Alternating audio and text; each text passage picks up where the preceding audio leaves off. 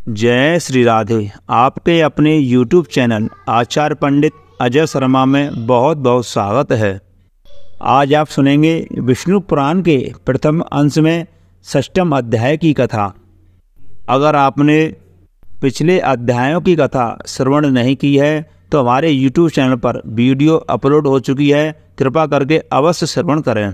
विष्णु पुराण के छठवें अध्याय में चातुर्वर्ण व्यवस्था, पृथ्वी विभाग और अन्न आदि की उत्पत्ति का वर्णन किया गया है। आइए कथा प्रारंभ करते हैं। बोले विष्णु भगवान की जय, लक्ष्मी नारायण भगवान की जय। श्री मैत्रेय जी बोले, हे भगवान, आपने जो अर्वाक स्तोत्र मनुष्य के विषयों में कहा उसकी सृष्टि ब्रह्मा जी ने किस प्रकार की, यह विस्तार पूर्वक कहिए। प्रजापति ने ब्राह्मण आदि वर्ण को जिन जिन गुणों से युक्त और जिस प्रकार रचना तथा उनके जो जो कर्तव्य कर्म निर्धारित किए वैसा वर्णन कीजिए। श्री पाराशर जी बोले, हे द्विजश्रेष्ठ, जगत रचना की इच्छा से युक्त सत्य संकल्प श्री ब्रह्मा जी के मुख से पहले सत्य प्रधान प्रजा उत्पन्न हुई। तदनंतर उसके वक्ष स्थल से रज प्रधान तथा जंज्ञाओं से रज और तम विशिष्ट सृष्टि हुई। हे द्विजोत्तमा, चरणों से ब्रह्मा जी ने एक और प्रकार की प्रजा उत्पन्न की, वह तम प्रधान है। ये ही सब चार वर्ण हुए। इस प्रकार हे द्विजसत्तमा, ब्राह्मण, क्षत्रिय, वैश्य और शूद्र ये चारों क्रमशः ब्रह्मा जी के मुख, वक्ष स्थल, जानु और चरणों से उत्पन्न हुए।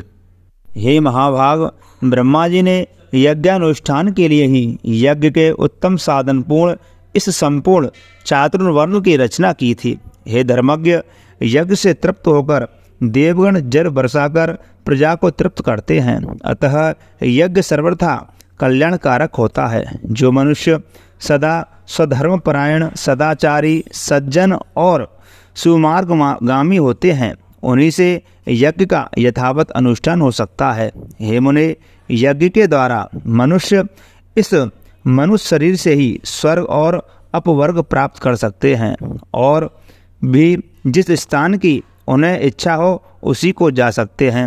हे मुनिसत्तमा, ब्रह्मा जी द्वारा रची हुई वह चातुर्वर्ण विभाग में प्रजा अति श्रद्धा युक्त, आचरण वाले, स्वेच्छानुसार रहने वाली, संपूर्ण बाधाओं से रहित, शुद्ध अंतःकरण वाली, सत्कुलोत्पन्न और पुण्य कर्मों के अनुष्ठान से परम पवित्र थी। उसका चित्त शुद्ध होने के कारण उसमें निरंतर शुद्ध स्वरूप से हरि के विराजमान रहने से उन्हें शुद्ध ज्ञान प्राप्त होता था, जिससे वे भगवान के उस विष्णु नामक परम पद को देख पाते हैं। फिर त्रेता युग के आरंभ में हमने तुमसे भगवान के जिस काल नामक अंश का पहले वर्णन किया है, वह अति कल्प सार वाले, सुख वाले, तुक्ष और घोर दुख में पापों को प्रजा में प्रवृत्त कर देता है।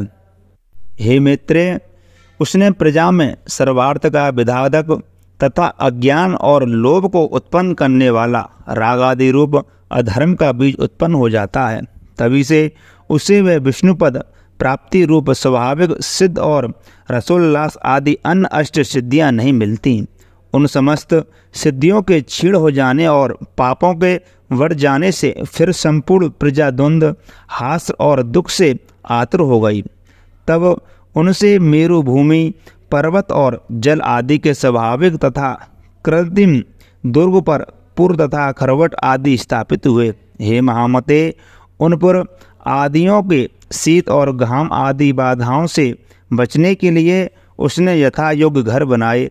इस प्रकार शीतोष्ण आदि से बचने का उपाय करने उस प्रजा ने जीविका के साधन रूप कृषि तथा कला कौशल आदि की रचना की। हे मुने, धान, जौ, गेहूँ, छोटे धान्य, तिल, कागनी, ज्वार, मोटो, छोटी मटर, उड़द, मूंग, मसूर, बड़ी मटर, कुल्थी, राई, चना और सन ये 17 ग्राम्य औषधियों की जातियां हैं। ग्राम्य और वन दोनों प्रकार की मिलाकर कुल 14 औषधियां याज्ञिक हैं। उनके नाम ये हैं: धान, जौ, उड़द, गेहूँ, छोटे धान्य, तिल, कांगनी तथा कुलथी ये 8 तथा श्यामका, समा, नीवार, बनतिल, गोवेधु, वैरुअन्य और मरकट, मक्का ये 14 ग्राम और वन औषधियाँ यज्ञानुष्ठान की सामग्री हैं और यज्ञ उनकी उत्पत्ति का प्रधान हेतु है। यज्ञों के सहित ये औषधियाँ प्रजा की वृद्धि का परम कारण है। इसलिए यह लोक और परलोक के ज्ञाता पुरुष यज्ञों का अनुष्ठान किया करते हैं। हे मुनिश्रेष्ठ, नित्य प्रति किया जाने वाला यज्ञानुष्ठान पुरुषों का परम उपकारक और उनके किए हुए पापों को शांत करने वाला होता है। हे महामुने, जिनके चित्त में काल की गति से पाप का बीज बढ़ता है, उन्हीं लोगों का चित्त यज्ञ में प्रवृत्त नहीं होता है। उन यज्ञ के विरोधियों ने वैदिक मत, वेद और यज्ञाति कर्म सभी की निंदा की है। वे लोग दुरात्मा, दुराचारी, कुटिलमति, वेद बिंदक और प्रवृत्ति मार्ग का उच्छेदन करने वाले ही थे। हे धर्मवानों में श्रेष्ठ मित्र, इस प्रकार कृषि आदि जीविका के साधनों के निश्चित हो जाने पर प्रजापति ब्रह्मा जी ने प्रजा की रचना करके उनके स्थान और गुणों के अनुसार मर्यादा, वर्ण और आश्रमों के धर्म तथा अपने धर्म का भली प्रकार पालन करने वाले समस्त वर्णों के लोक आदि की स्थापना की। धर्मनिष्ठ ब्राह्मणों का स्थान पितृलोक है। युद्ध क्षेत्र से कभी न हटने वाले क्षत्रियों का इंद्रलोक है तथा अपने धर्म का पालन करने वाले वैश्यों का वायुलोक और सेवा धर्म परायण शूद्रों का गंधर्व लोक है। 88,000 ऊर्ध्वरेता मुनि हैं। उनका जो स्थान बताया गया है वही गुरुकुलवासी ब्रह्मचारियों का स्थान है।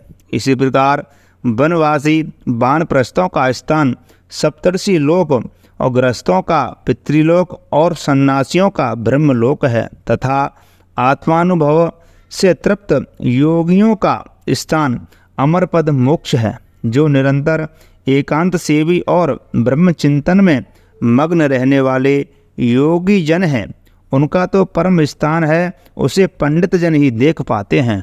चंद्र और सूर्य आदि ग्रह भी अपने अपने लोकों में जाकर फिर लौट आते हैं, किंतु द्वादशाक्षर मंत्र ओम नमो भगवते वासुदेवाय का चिंतन करने वाले अभी तक मोक्ष पद से कभी नहीं लौटते। तामिश्र, अंध्रत्रामिश्र, महारौरव, रौरव, असीपत्रण, घोर, कालसूत्र और अभिचिक आदि जो नरक हैं, वे वेदों की निंदा और यज्ञों का उच्छेदन करने वाले तथा स्वधर्म विमुख पुरुषों के स्थान कहे गए हैं।